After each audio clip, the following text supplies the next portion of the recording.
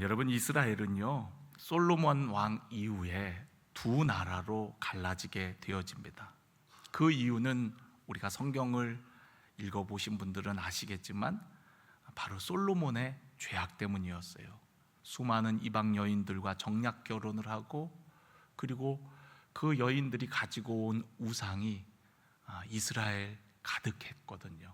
그리고 솔로몬도 그 여인들에게 마음을 빼앗겨 갖고 하나님으로부터 멀어지게 되었어요. 그리고 솔로몬 왕도 하나님뿐만 아니라 다른 우상들을 섬겨서 하나님께서 그런 솔로몬을 안타까워하시며 직접 나타나서도 말씀하시고 또 선지자를 보내셔서도 말씀하셨지만 솔로몬이 돌이키지를 않았어요.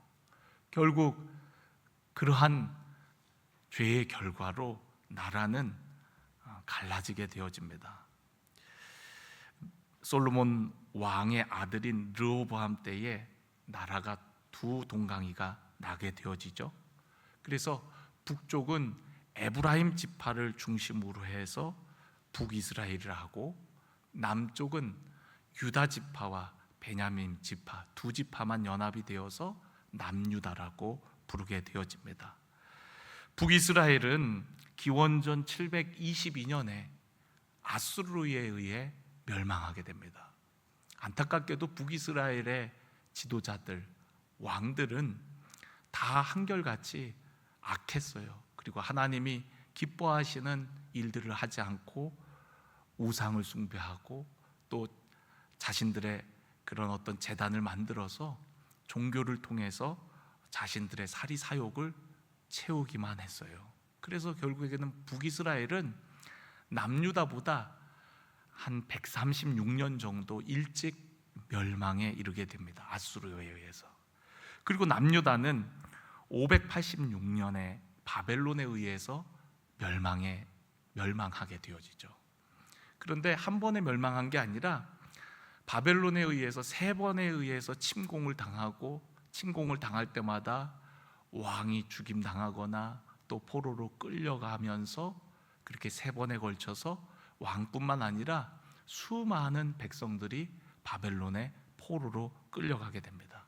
그리고 3차 침공 때는 완전히 성벽과 성읍이 다 회파되고, 또 심지어는 성전은 더럽혀지고 성전의 모든 기물들은 다 바벨론으로 옮겨지고 성전 역시도 파괴되었어요. 나라가 망하고 포로로 끌려간 백성들은 소망을 가질 수가 없었습니다. 그들에게는 힘이 없었고, 그리고 도와줄 나라들도 없었어요. 남유다가 그렇게도 의지했던 애굽조차도 바벨론에게는 상대가 되지 않았습니다. 그저 그들이 할 수 있는 것은 포로로 끌려간 그 바벨론 땅에서 이방 나라에 눌러앉아 힘겨운 포로 생활을 견디는 것 외에는 그들이 할 수 있는 것은 아무것도 없었습니다. 그런데 하나님께서 에스겔에게 임하신 거예요. 그발 강가에서, 바벨론에 있는 그발 강이 있는데 그 강가에서 에스겔도 포로로 끌려와 갖고 노역을 하고 있었거든요. 그런데 어느 날 하나님께서 그 에스겔에게 임하신 거예요. 우리 에스겔서 1장을 한번 같이 봤으면 좋겠는데요. 에스겔서 1장 1절을 한번 보면은요, 이렇게 시작이 됩니다. 에스겔서가 30째 해 넷째 달 초닷새에 내가 그발 강가 사로잡힌 자 중에 있을 때에, 그러니까 포로로 잡힌 자 중에 있었다는 거예요. 하늘이 열리며 하나님의 모습이 내게 보이니 여호야긴 왕이 사로잡힌 지 5년 그달 초됐어라. 그러니까 여호야긴 왕도 포로로 끌려온 거예요. 사로잡힌 지 5년 그달 초됐어라 라고 얘기하고 있어요. 3절을 보니까 갈대아 땅 그발 강가에서 뭐가 임했어요? 여호와의 말씀이 부시의 아들 제사장 나 에스겔에게 특별히 임하고 여호와의 권능이 내 위에 있으니라 라고 얘기하고 있습니다.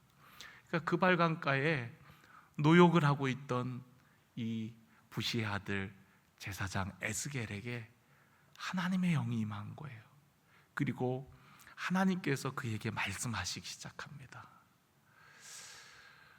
에스겔은 소망이 없었어요. 이제 다 끝났다라고 생각했습니다. 포로로 끌려와서 하루하루 고된 노역 생활 가운데 꿈이라는 거는 사치스러운 것이겠죠. 그런데 어느 날 갑자기 하늘이 열리고 하나님이 그에게 보이는 거예요. 그리고 그 제사장 에스겔에게 하나님께서 말씀하시기 시작합니다.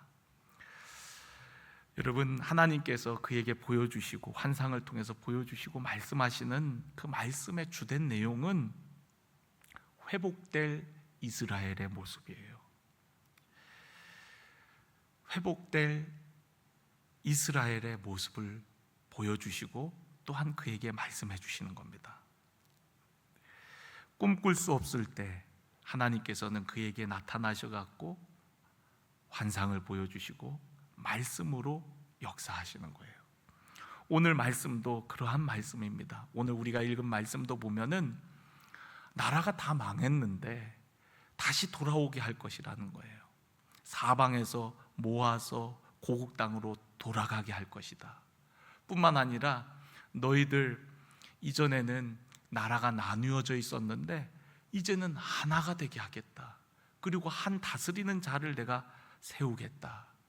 그래서 너희를 내 백성, 그리고 나는 너희의 하나님이 될 것이다 라고 하는 말씀을 주시는 거예요. 참 믿기 어려운 말씀이죠. 지금 나라도 없는데 우리 다 돌아오게 할 뿐만 아니라 몇백 년 동안 나라가 두 동강이 나갔고 서로 갈등하고 미워하고 싸웠는데 어떻게 우리가 한 나라를 이룰 수 있단 말입니까? 나라가 망하기 전에도 한 나라가 되지 못했고 지금 역시도 뭐 나라조차도 없고 모든 게 다 없는 상황인데 어떻게 우리를 하나가 되게 하고 돌아오게 하고 그리고 정말로 하나님께서 그 백성을 귀하게 쓰시겠다고 하는 그 말씀이 어떻게 믿어지겠습니까? 그러니까 믿을 수 없고 꿈꿀 수 없는 그런 상황 속에 하나님께서는 에스겔에게 말씀하시는 거예요. 이스라엘이 분열된 이유는 표면적으로는 정치적 이유 같았지만 실상은 죄의 결과였어요. 그들이 말씀을 따르지 않았기 때문입니다. 그런데 오늘 여기 말씀을 보면은 그들이 이제는 하나님의 말씀을 따르는 자들이 될 것이라는 거예요. 그래서 내 백성 또 나는 그들의 하나님이 될 것이다 라고 얘기하고요. 24절에도 보면은 내 종 다윗이 그들의 왕이 되리니 그들 모두가 한 목자가 있을 것이라 그들이 내 규례를 준수하고 내 율례를 지켜 행하며 라고 얘기하고 있습니다. 그러니까 이전에는 그들이 말씀대로 살지 않고 하나님 뜻대로 따르지 않아서 결국에는 두 동강이 나고 또 나라가 멸망에 이르렀지만 이제 내가 이스라엘을 회복시킬 것인데 그들을 하나가 되게 할 것이고 돌아오게 할 것이고 그리고 그들에게 다윗과 같은 그런 하나님의 사람 참 목자를 세워서 그들을 다스리게 할 것이다. 이런 말씀을 하시는 거예요. 여러분, 하나님은요 우리에게 말씀을 통해서 역사하시는 줄로 믿습니다. 우리가 37장 전반부를 보면은 마른 뼈들에 대한 환상이 나오거든요. 골짜기 가운데 에스겔을 인도해서 아주 뼈들이 가득한 모습을 보여줍니다. 근데 그냥 뼈도 아니라 아주 말라 비틀어 버린 그런 뼈들이에요. 하나님께서 에스겔에게 질문을 하시죠. 이 뼈들이 능히 살 수 있겠느냐? 여러분, 이미 다 말라 버린 뼈들인데 어떻게 살겠습니까? 불가능하죠. 그런데 이 마른 뼈의 모습은 이스라엘의 영적 모습이었어요. 또 이스라엘의 지금 현실적 모습이기도 합니다. 도저히 소망이라고는 찾아볼 수 없는, 다시 회복될 수 있는 가능성이라고는 찾아볼 수 없는 모습, 그게 마른 뼈고 그게 바로 이스라엘의 모습이었거든요. 능히 살겠느냐 묻습니다. 내 생각으로는 살 수 없을 것 같은데 하나님이 물으시는 데는 이유가 있겠지. 그리고 하나님은 능치 못한 것이 없는 분이시니까 에스겔이 뭐라고 대답합니까? 3절에 보면은요, 37장 3절에 보면 내가 대답하되 주 여호와여 주께서 하시나이다. 주님이 아신다라고 얘기를 해요. 주님이 아십니다. 살아난다고 하기에는 도저히 불가능해 보이고 살아날 수 없다고 하기에는 또 하나님의 능력을 무시하는 것 같고, 그러니까 주 여호와여 주께서 하시나이다 라고 대답해요. 그때 하나님께서 뭐라고 에스겔에게 말씀하시죠? 너는 이 모든 뼈에게 대언하여 이르기를 너희 마른 뼈들아 여호와의 말씀을 들을지어다. 할렐루야. 여러분, 뭐를 들으라고요? 여호와의 말씀을 들을지어다. 여러분, 마른 뼈와 같은 이스라엘 백성들이지만 소망 없는 그들이었지만 여호와의 말씀을 들으라고 얘기를 합니다. 여호와의 말씀을 들을지어다 너는 선포하라고 얘기합니다. 하나님의 말씀을 들을 때 마른 뼈와 같이 소망 없는 이스라엘 백성들이 살아날 것을 보여주시는 거거든요. 여러분, 우리 죽은 영혼이 어떻게 살아납니까? 하나님의 말씀으로 살아나는 거예요. 말씀의 씨앗을 통해서, 말씀은 생명력이거든요. 그래서 마치 우리의 마음밭에 떨어지면 30배, 60배, 100배의 결실을 맺는 겁니다. 말씀은 곧 영향력이에요. 생명력이 있는 거예요. 그래서 그 말씀이 우리의 심령에 떨어지기만 하면 우리의 심령은 변화되어지는 거죠.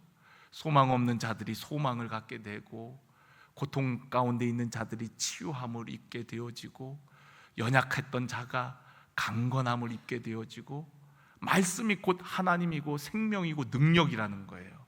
그러니까 그 마른 뼈들에게 여호와의 말씀을 들을지어다 라고 선포하면서 네가 받은 하나님의 말씀을 증거할 때 이스라엘 백성들은 살아날 것이라는 거예요.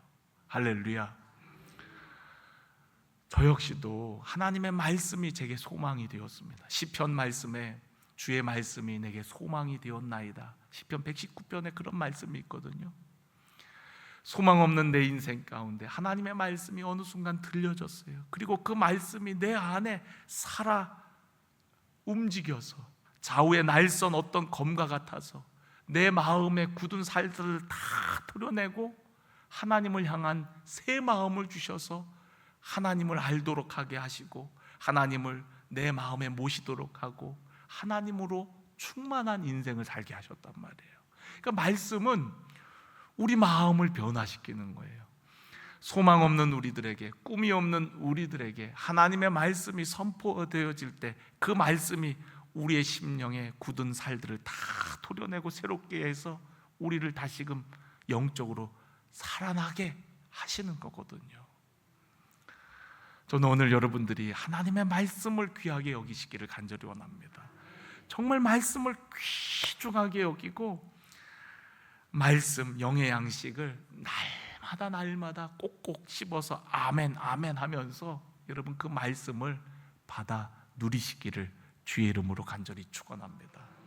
말씀을 읽는 자, 듣는 자, 그 말씀을 지키는 자가 복이 있다 그랬어요.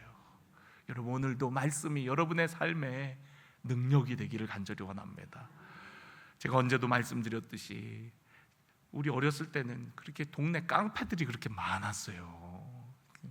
그래갖고 이렇게 눈 잘못 마주치면 멀리 하려 해갖고 대름 또 끌려가고 뺏기고 얻어맞고 막 그랬거든요. 그런데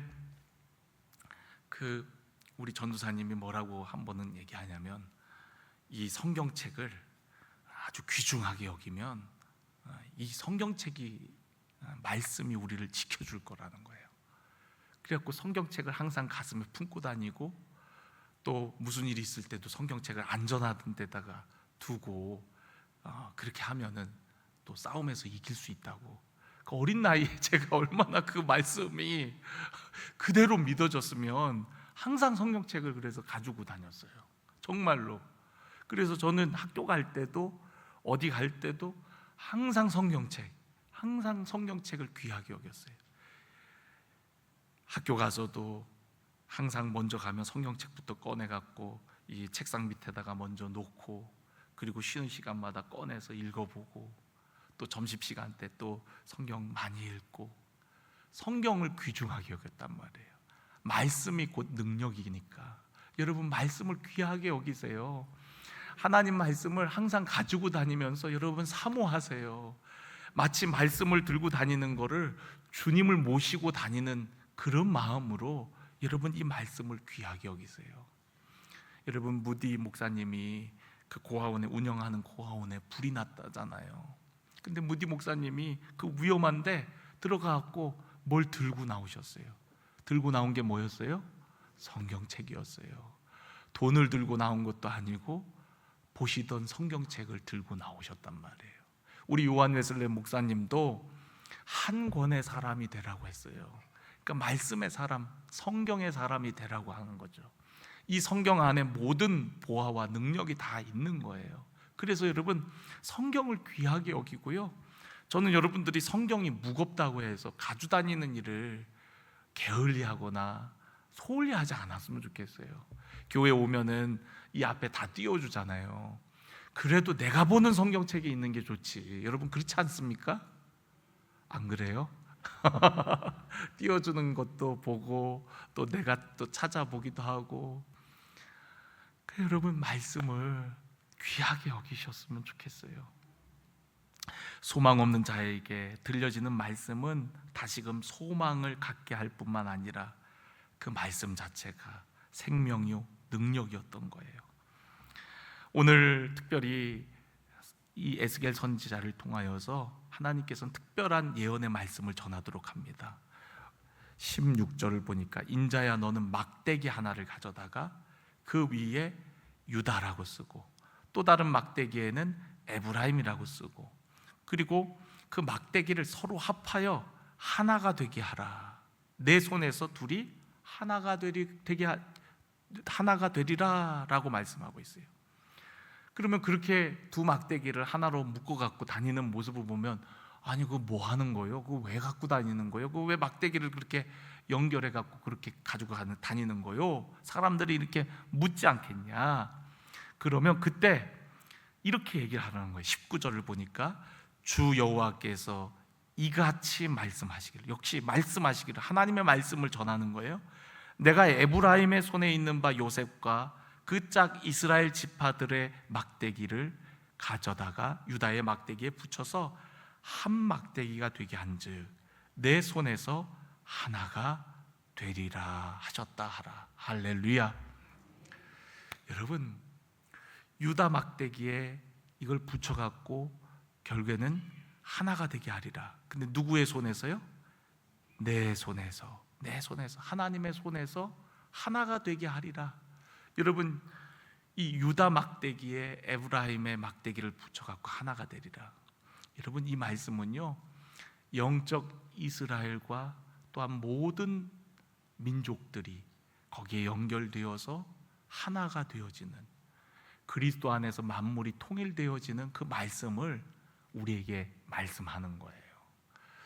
로마서에 보면은 영적 이스라엘의 젖붙임 당한다 그러잖아요. 젖붙임 되어서 결국에는 젖붙임된 나무도 그 뿌리와 같은 나무가 되어지는 것처럼 하나가 되어지는 거예요.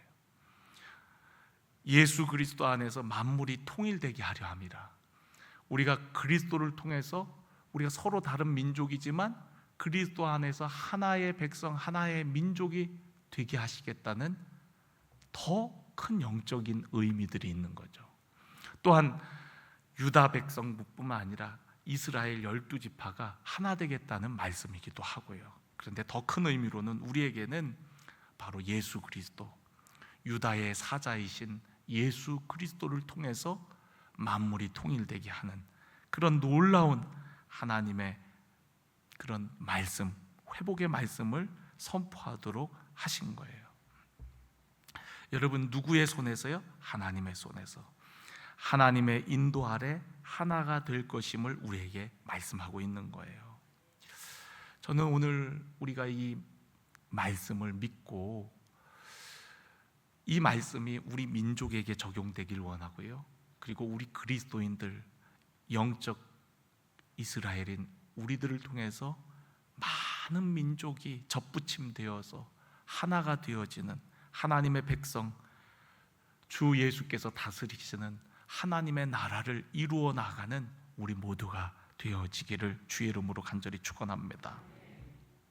그래서 하나님의 손에서 하나가 되듯 하나님께서 세우신 목자를 통해 한 나라가 되게 하겠다. 이 다윗은 오실 메시아를 상징합니다. 통일왕국 시대의 왕이기도 했지만 또한 다윗의 혈통에서 오실 메시아 예수 그리스도를 의미하는 거예요. 죄는 항상 우리를 갈라놓지만 오실 메시아는 우리를 하나 되게 하시는 분입니다. 우리가 창세기 11장에 보면은 그들이 교만하여 흩어짐을 면하자 하면서 자기들의 이름을 높일 때에 하나님께서는 그들의 모습을 보시고 그들의 언어를 흩어버리고 그리고 그들을 완전히 다 흩어서 바벨탑을 쌓지 못하도록 하셨잖아요. 그러니까 우리의 죄와 허물은 결국 분열하게 하고 하나 되지 못하게 만들어요.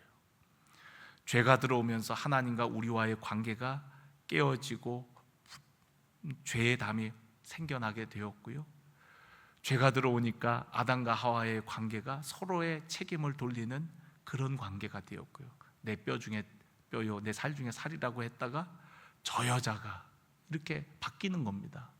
그러니까 죄는 우리 안에 수많은 갈등과 분열을 가져와요. 그러나 여러분, 하나님의 역사는요, 우리를 하나 되게 하는 역사입니다.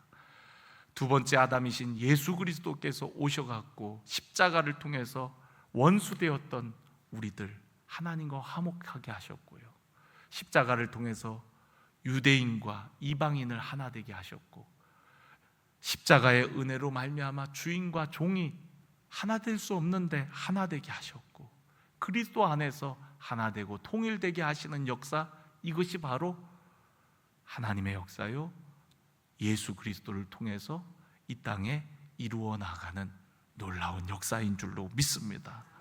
그래서 여러분, 하나님께서 하나 되게 하시겠다, 내 손에서 그거를 하겠다는 겁니다. 현실은 하나 될 수 없어요. 여러분, 우리가 생각하는 것보다 남유다와 또 이스라엘 나머지 지파들과는 그 골이 깊습니다. 하나 될 수가 없어요. 근데 하나 될 수 없는 그들을 하나 되겠다고 에스겔 선지자를 통해서 말씀하시는 거예요. 여러분, 언어도 다르고 또 우리가 사는 나라, 문화, 모든 게 다르지만 어떻게 하나 될 수 있습니까? 성령 안에서 하나 되는 줄로 믿습니다. 성령으로 우리가 연결되어질 때 우리가 서로 다른 언어와 문화를 가지고 있지만 예수 안에서 우리는 하나님의 백성, 하나님의 나라가 되어지는 줄로 믿습니다. 우리 9월 달에 이제 우리 인도네시아 청년들이 이제 우리 교회에 14명이 옵니다. 선교사님과 목사님까지 해서 16분이 오세요. 감사하게도 우리 성도님들이 많이 후원해 주셔갖고 이제 항공료는 채워졌어요. 그래서 이제 광고에서 뺐습니다. 이제 항공료는 채워졌어요. 이제 오시면 이제 또 우리 교회에서 우리 교회에 한 3일 정도, 2박 3일 정도 머물 예정인데 우리 함께 예배드리고 또 맛있는 것도 사드리고 또 우리 강릉 구경도 이렇게 시켜드리려고 그래요. 그리고 또 우리 성도들과 함께 기도하는 시간도 갖고요. 우리도 그곳에 가갖고 함께 뜨겁게 기도하고 또 예배했었는데 이제 우리나라 와갖고 우리 한국교회 보여주면서 하나님께서 우리나라를 얼마나 복되게 하셨는지 그런 신앙 간증들도 함께 나누고 그러려고 합니다. 참 우리가 전혀 다른 언어와 문화를 가지고 있지만 함께 교제하면 우리가 그리스도 안에서 하나라는 것을 깊이 경험하게 되어집니다. 그분들은 우리 교회 예배를 보고 있더라고요. 그래갖고 우리 교회가 뭘 하는지 알고 있고, 또 때로는 이렇게 잘 특별한 행사를 하고 하면 선교사님한테 물어본다 그러더라고요. 이게 언어를 다 모르니까. 그래서 우리 교회를 위해서 그 청년들이 기도하고 있다 그래요. 우리들도 이제 9월 달에 오기까지 그들을 위해서 더 많이 기도했으면 좋겠습니다. 그리스도 안에서 우리는 한 형제 자매 하나됨을 이루는 줄로 믿습니다. 여러분, 한국전쟁이 발발한 지 75주년이 되었다고 해요. 너무 안타까운 것은 같은 하늘 아래, 같은 한반도 땅에 두 나라가 존재한다는 거예요. 그리고 지금도 전쟁은 끝나지 않고 갈등과 아픔이 계속되고 있죠. 여러분, 한국전쟁은요, 세계대전 이후에 가장 많은 사상자를 낳은 전쟁이라고 해요. 외국 군인들도 10만이 넘게 많은 사람들이 죽거나, 10만이 아니라 수십만이 죽고 또 다쳤어요. 정말 많은 사람들이 피해를 입었습니다. 특히 한국전쟁 같은 경우는 민간인 사상자가 많았어요. 그래서 제대로 된 집계는 안 되지만 한 민간인 사상자까지 하면 300만이 넘는 사람들이 죽었을 거라고 이야기를 합니다. 우리가 한국전쟁을 기억해야 되는 것, 6.25를 기억해야 되는 것은 다시는 이와 같은 일이 이 땅에 일어나지 않도록 하기 위함이에요. 아픈 역사이지만 우리가 그 아픈 역사를 다시금 기억하고 되새기는 것은 다시는 이 땅에 이런 일이 일어나서는 안 된다. 다시는 우리가 같은 민족끼리 총칼을 겨누고 싸우는 일이 있어서는 안 된다. 그런데 보면은 인간적인 방법으로는 이 땅에 평화가 정말 임할까? 정치적으로, 외교적으로, 군사적으로 그런 일들이 가능할까? 도저히 가능해 보이지가 않습니다. 그런데 오늘 말씀에 보면 두 막대기가 하나 될 수 없는 그 12지파들이 하나님의 손에서 하나가 되리라 말씀하신 것처럼 하나님께서 이 민족을 붙드시면 하나가 되는 놀라운 역사가 있을 줄로 믿습니다. 저는 오늘 이 말씀을 통해서 우리 민족에 적용을 했으면 좋겠어요. 에스겔에게 주셨던 말씀이지만 그것은 그 당시 소망 없는 이스라엘에게 주신 말씀이었고, 또 영적 이스라엘인 우리에게 주시는 말씀이었고, 또한 이 말씀은 이스라엘과 비슷한 역사를 가지고 있는 우리 민족에게 주시는 말씀인 줄로 믿습니다. 이스라엘을 그렇게 회복시키시겠다고 약속하신 하나님, 그것이 우리의 인간의 생각으로는 도저히 불가능해 보이지만 하나님의 손에서 되리라 말씀하셨던 것처럼 우리들도 하나님의 손에 올려놓고 그렇게 될 줄 믿는 믿음으로 간구하는 우리 모두가 되기를 간절히 원합니다. 이것이 하나님께서 우리 민족을 향한, 이 한반도 땅을 향한 하나님의 마음 아니겠어요? 이스라엘 백성들이 포로로 끌려가서 고통당하고 어려움 당하는 모습 보면서 하나님 마음이 얼마나 아프셨겠습니까? 그러니까 에스겔 선지자를 통하여서 회복될 이스라엘의 모습을 보여주시고 말씀으로 계속 얘기하시는 겁니다. 불가능해 보이지, 그러나 내가 그렇게 할 거야. 하나님의 의지, 하나님의 뜻을 말씀을 통해, 환상을 통해 끊임없이 보여주시고 있는 거예요. 우리 모두도 이 말씀을 붙들고 이 나라, 이 민족을 향한 하나님의 뜻, 하나님의 계획이 이루어지기까지 우리들도 쉬지 않고 깨어 기도하기를 주의 이름으로 간절히 축원합니다.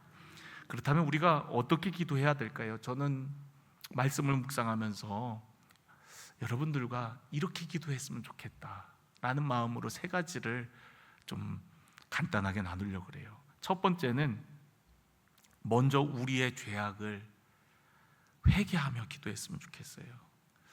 이스라엘 백성들이 이렇게 나라가 멸망한 데에는 그들이 하나님의 말씀을 준행치 않았고 하나님을 멀리 떠나고 헛된 것을 의지했기 때문이거든요.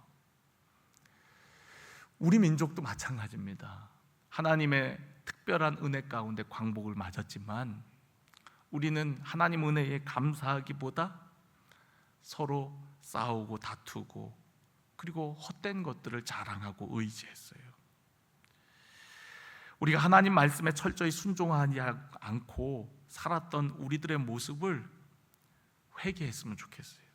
그리고 서로 미워했던 것, 또 정치적 이념이 다르다고 해서 서로를 증오하고 싸웠던 것 회개해야 됩니다. 그렇지 않으면 하나님의 말씀은 이 땅 가운데 이루어질 수가 없어요. 하나님께서 회개하는 자에게, 또 울며 씨를 뿌리는 자에게 기쁨의 열매, 하나님의 놀라운 역사들을 경험하게 하실 줄로 믿습니다. 하나님의 말씀을 순종한다고 하면서도 우리가 입술로만 하나님을 경외했던 것들, 그리고 자의적으로 해석하고 내 입맛대로 순종했던 것, 선택적으로 순종했던 모습들, 이런 것들을 우리가 회개했으면 좋겠어요. 하나님의 말씀에 그냥 철저히 따르고자 우리의 삶을 다시 한번 돌아보고 말씀에 비추었을 때 그리 아니한 것들이 있다면 주님 잘못했습니다. 우리가 다시 한번 하나님 뜻대로, 하나님 말씀대로, 하나님께서 우리에게 이르신 대로 그렇게 살겠습니다. 그렇게 철저히 우리의 삶을 되돌아보고 회개함을 통해서 새로워지기를 간절히 원합니다. 여러분, 회개는 어떤 특정한 사람만 하는 것이 아니라 우리 모두가 회개가 필요한 줄로 믿습니다. 두 번째 우리가 기도할 기도의 내용은요, 하나님께서 주시는 약속된 미래를 기대하고 믿으며 감사함으로 나아갔으면 좋겠어요. 하나님께서 약속하신 말씀, 그 말씀을 믿는 거죠. 우리 민족을 향해서 하나가 되게 하리라, 이 말씀, 북한과 남한은 이제 달라도 너무 달라갖고 어떻게 하나가 되겠어? 너무나도 다른 정치 체제, 다른 문화, 이제는 다른 나라야. 맞습니다. 이게 현실적인 이야기죠. 이스라엘이 그랬어요. 북이스라엘과 남유다는 이젠 다른 나라입니다. 오랫동안 싸웠고 완전히 다른 나라가 됐어요. 그리고 아수르에 의해서 북이스라엘이 먼저 멸망당했잖아요. 아수르가 그들을, 그 민족을 섞어버리는 정책을 해갖고 강제 이주를 시켰거든요. 이스라엘 사람들을 저 아수르 땅으로, 또 아수르에 있는 사람들을 또 이스라엘 땅으로, 여러 민족을 섞어갖고 그들이 혼혈이 돼갖고, 그래서 나중에 예수님 당시에 유대 사람들은 그 북이스라엘 사람들을 사마리아 사람이라고 부르면서 더 아주 개만도 못한 취급을 했던 거 아니에요? 그러니까 하나 될 수가 없어요. 그런데 예수 그리스도 안에서 하나가 되는 거예요. 예수님 사마리아 여인 찾아가서 물을 좀 달라 하면서 사마리아 사람들에게도 복음을 전해주잖아요. 내가 바로 메시아라고. 여러분, 예수님께서 그들을 사랑하지 않았다면 뭐하러 거길 들어가며 내가 예수라고, 내가 메시아라고 그들에게 뭐라고 밝히겠습니까? 그냥 지나가 버리죠. 그런데 그들도 내 백성이기에, 내 백성이 되어야 하기에, 성령 받으면 유대뿐만 아니라 사마리아와 땅끝까지 내 증인 되어야 하서, 증인된 그들을 통해서 다 내 백성이 되어야 하기에, 여러분, 복음 안에서 하나가 되는 거거든요. 그러니까 여러분, 하나님의 말씀, 복음으로 하나 될 것을 기대하고 믿으며, 여러분, 우리 감사하며 기도합시다. 인간적으로는 불가능해. 그리고 통일되면 우리가 감당해야 되는 그 통일 비용이 얼마나 커? 그냥 따로 사는 게 나아. 요즘 젊은 사람들은 아예 통일 자체를 생각도 안 한다고 합니다. 그러나 여러분, 하나됨은 하나님의 뜻인 줄로 믿습니다. 하나님의 뜻이 하나님의 때에, 하나님의 방법으로, 하나님의 손으로 하나님의 손으로 되어질 것을 여러분 믿고 우리 기대하며, 여러분 포기하지 맙시다. 기대하며 감사하며 기도합시다. 우리나라가 일제강점기 때 마지막에 친일을 한 사람들이 되게 많아요. 우리 그 감리교 목사님 중에 정춘수 목사님인가요? 그분도 원래는 독립운동을 하던 분인데 그 3.1운동 민족 대표 33인 중에 한 사람이었는데 나중에는 친일을 해갖고 결국에는 그 뭐 적폐청산 할 때 다 동상 다 깨부셔지고 그러긴 했는데, 근데 그분들이 왜 마지막에 친일을 했냐면, 왜 마지막에 그렇게 독립운동 하다가 돌아섰냐면 독립이 안 될 것 같았대요. 독립의 희망이 없어진 거죠. 차라리 이럴 바에는 빨리 그냥 일본에 동화돼서 사는 게 우리의 운명인가 하고서는 독립운동 한 사람들도 많은 사람들이 친일로 돌아섰던 거예요. 여러분, 하나님의 말씀은 능력인 줄로 믿습니다. 소망이 보이지 않고 도저히 불가능하고 우리의 인간적인 계산으로는 답이 나오지 않는다 할지라도 우리가 말씀을 붙들고 희망과 기대를 가지고 포기하지 않고 기도할 때에 마침내 우리들의 그 기도를 통해서 하나님 일하시고 역사하실 줄로 믿습니다. 에스겔서 36장 37절에 보면 하나님께서 이스라엘 백성들의 회복될 모습을 이야기해 주시고 뭐라고 얘기하냐면 37절에 보면 주 여호와께서 이같이 말씀하셨느니라. 그래도 이스라엘 족속이 이같이 자기들에게 이루어 주시기를 뭐 해야 될지라? 내게 구하여야 할지라. 여러분, 하나님의 뜻은 이미 분명해요. 이스라엘을 회복시켜 주겠다는 거예요. 그렇지만 하나님이 이 일을 이루실 것은 분명하지만 그래도 이스라엘 백성들이 자기들에게 이루어 주기를 내게 구하여야 할 것이다. 하나님께서 우리의 기도를 통해서 역사하신다는 거예요.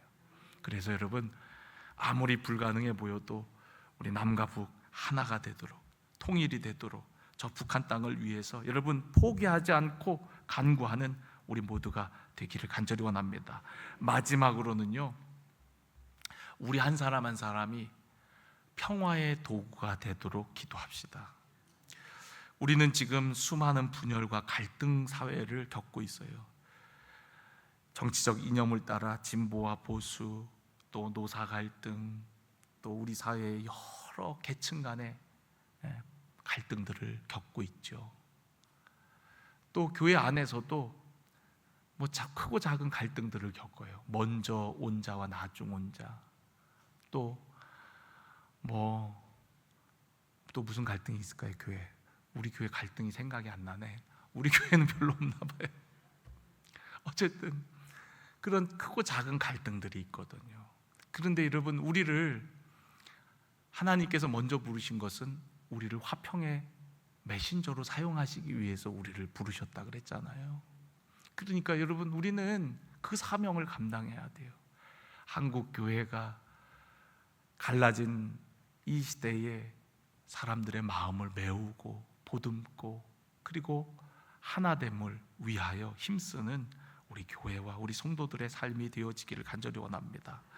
광복 후 한국교회는 신사참배를 한 자와 신사참배를 안 한 자 갈라져서 교회 안에 아주 피 터지게 싸웠습니다. 결국 그렇게 싸우다가 같은 동족끼리도 싸우게 된 거죠. 우리가 언제 우리가 예수님의 제자인 줄 안다 그랬죠?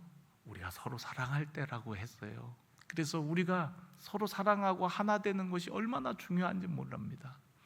하나 되지 않고는 우리가 전하는 복음이 힘을 발하지를 못합니다. 먼저 우리가 하나됨을 통하여 세상에 본을 보이길 원하고요, 우리 그리스도인들이 화평의 메신저가 되어서 아파트 동모임에, 또 우리 지역 모임 가운데, 또 우리 도시 가운데 우리 그리스도인들을 통하여서 하나됨과 화평을 이루어 나가기를 간절히 원합니다. 서로 다른 사람이 어떻게 하나가 될 수 있습니까? 그것은 바로 한 분을 우리가 다 같이 바라볼 때예요. 한 나라를 다스리는 한 지도자를 하나님께서 세우시겠다고 했는데 그 지도자가 중요한 겁니다. 우리가 같은 지도자의 그런 명령과 체계 가운데 있을 때 우리는 하나가 될 수 있고, 우리가 한 분을 섬길 때 우리는 온전히 하나가 될 수 있는 거죠. 우리의 임금 되시는 예수 그리스도, 그분 안에서 하나가 될 수 있다는 사실. 가정도 마찬가지입니다.